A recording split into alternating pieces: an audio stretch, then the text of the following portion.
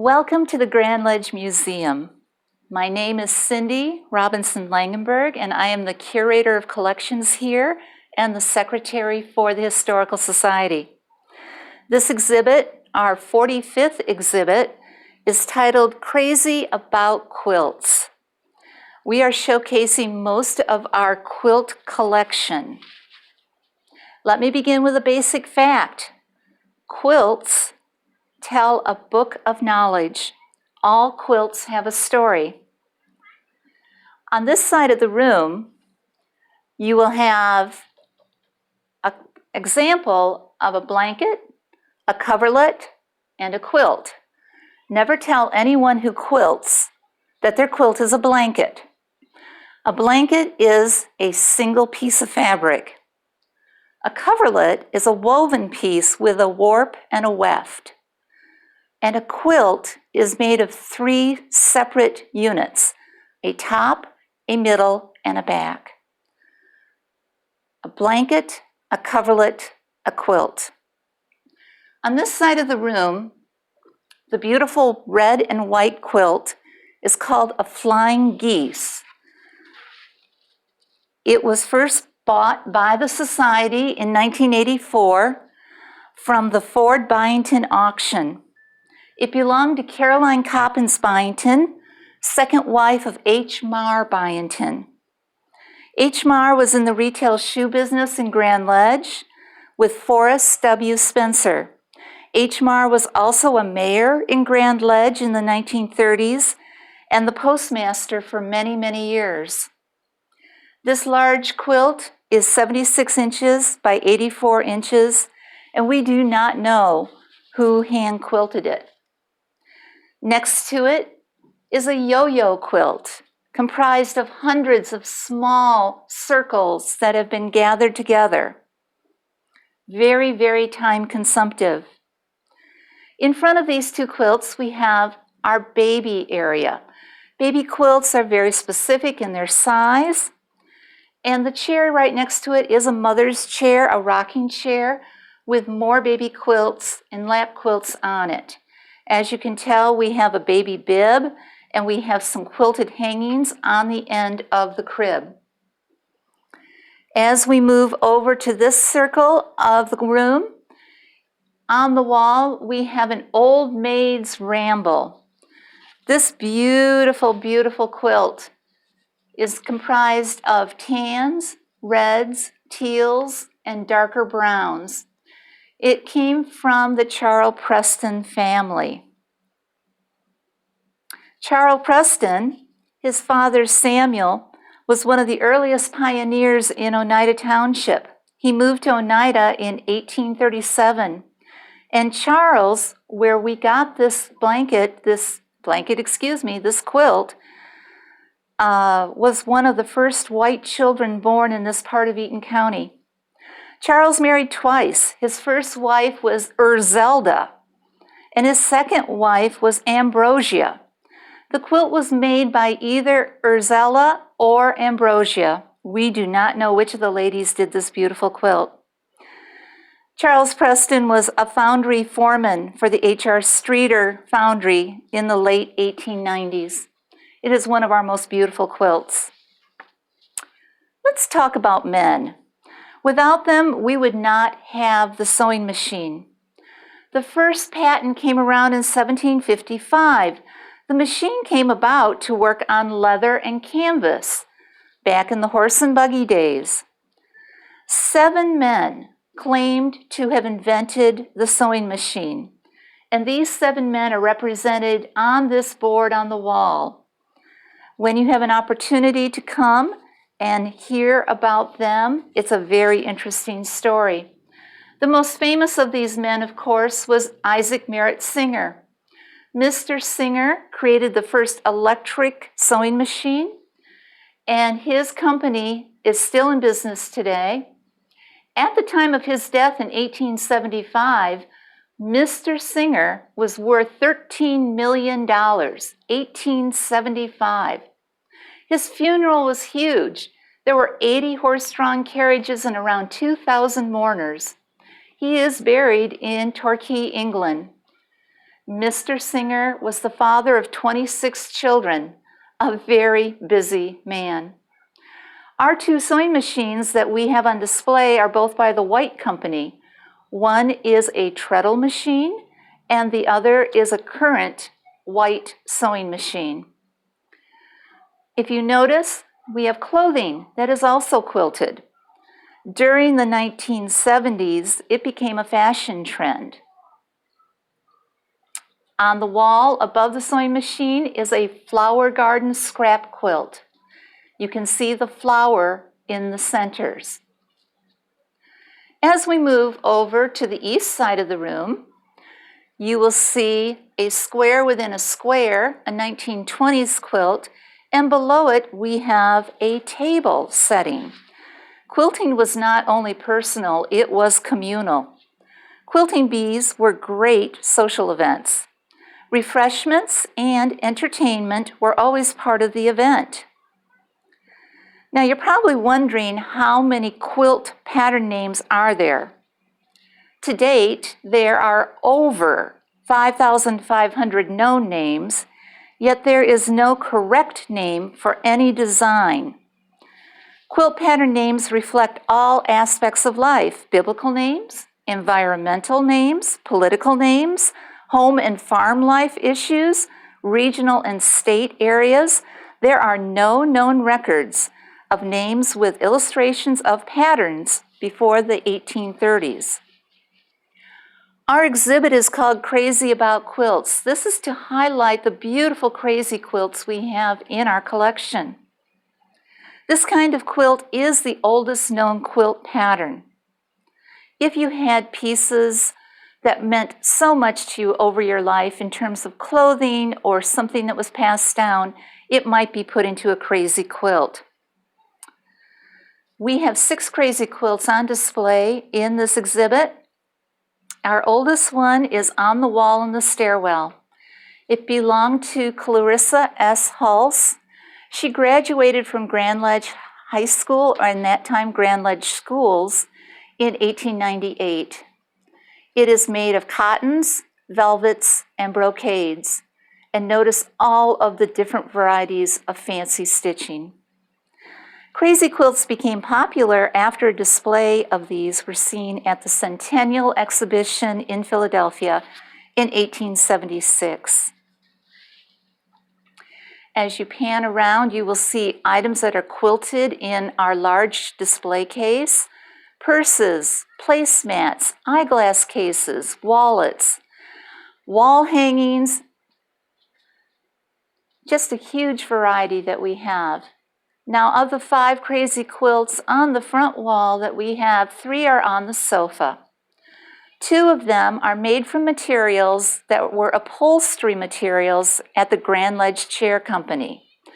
On both ends of the sofa, you will see some beautiful, beautiful stitchery done.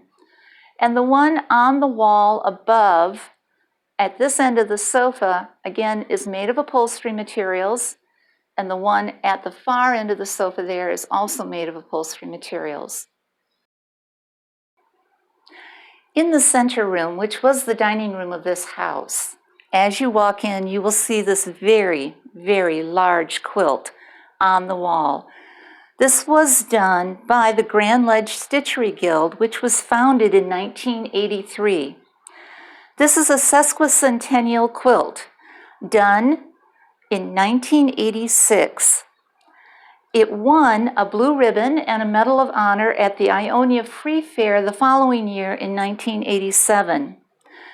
Each of the blocks on this quilt were designed by 2 ladies in the Stitchery Guild of landmarks and homes in the city of Grand Ledge. It is a beautiful, beautiful piece of work. In front of it are 2 large rails for a quilting frame. To set this up would have taken up the whole room, so we are only showing 2 of the rails, and it's a very old quilting rail. As you pan around the room, you will see on the walls different quilt pattern displays. We tried to find the most popular of quilt patterns and showcase them and their histories as much as we could find out. Even in the large secretary, you can see samples of different patterns.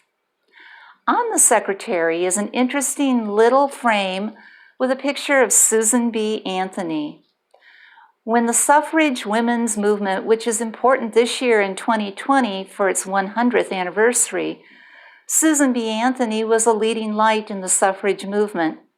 She gave her first suffrage women's talk at a quilting bee in her hometown of Cleveland, Ohio.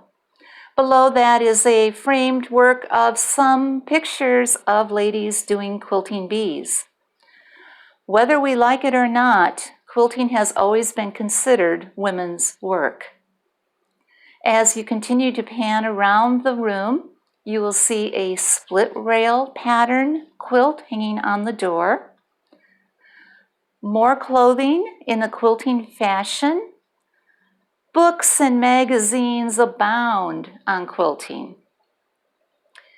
As we keep floating around this room, you will see in the donut case, which belonged to the Grand Ledge Bakery, items of sewing notions and more quilts stacked. Because ladies, in the summertime, we didn't necessarily need a quilt on our beds, but we wanted to display them, so we would fold them so they could be seen. One of our oldest quilts is just simply called a scrappy quilt, and it hangs above our computer. Our computer will showcase different scenes from Grand Ledge festivals during the courses of the year.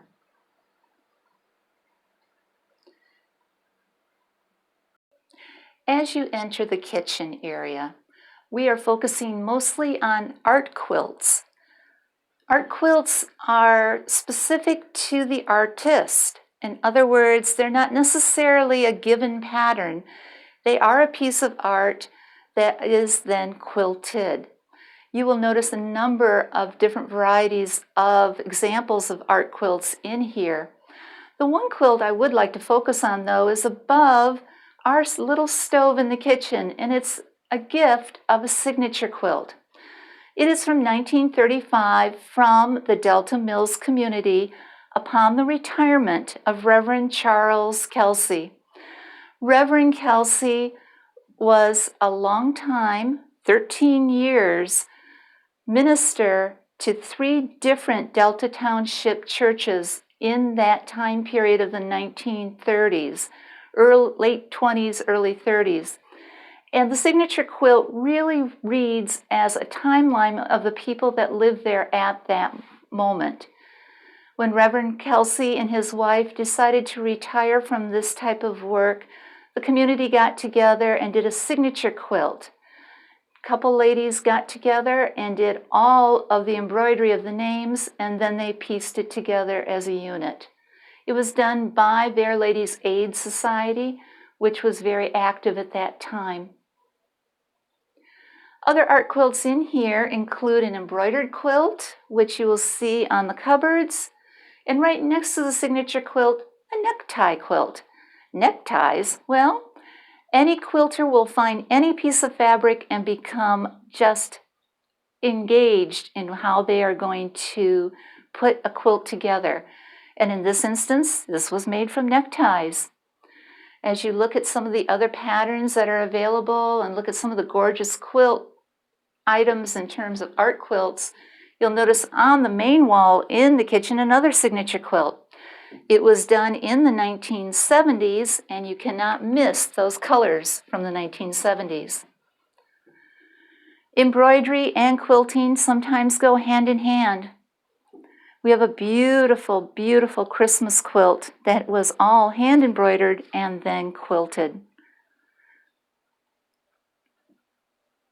The National Quilt Museum is in Paducah, Kentucky, and even though Grand Ledge's museum has only 4 small rooms, they are able to display 150 quilts every week and still have many left over. So if you ever want to go to a major quilting museum, head to Kentucky. On our back porch, we have a very small homemade quilting frame loaned to us by Ginny Balgoyan. Ginny is a longtime helper here at the museum, has helped with many exhibits, and she allowed us to borrow this frame made by her grandfather back in the 1920s. It can be made large, it can be made small, but you can see the small version of it out here on our back porch. As you go out the back door, you will be walking into the herb garden. The herb garden is tended by the Grand Ledge Garden Club. It is our historic garden that we take care of and boasts of over 40 different varieties of herbs. You will see everything out there from fennel to globe thistle to St. John's wort to ornamentals, bee balms, everything that makes up a beautiful butterfly and bee-friendly garden. The herbs represent not only food herbs, medicinal herbs, but also ornamental herbs. Take time to enjoy the beauty of the herb garden. Thank you for being with us on this tour today. We hope that you will be able to come and see the tour for yourself in person. Again, this is Cindy Langenberg. I am the curator here at the Grand Ledge Museum. We are open on Sundays from 2 to 4 p.m. for public tours. And currently, under the COVID restrictions, very few are allowed in at a time, so keep that in mind on planning your visit. Thank you so much.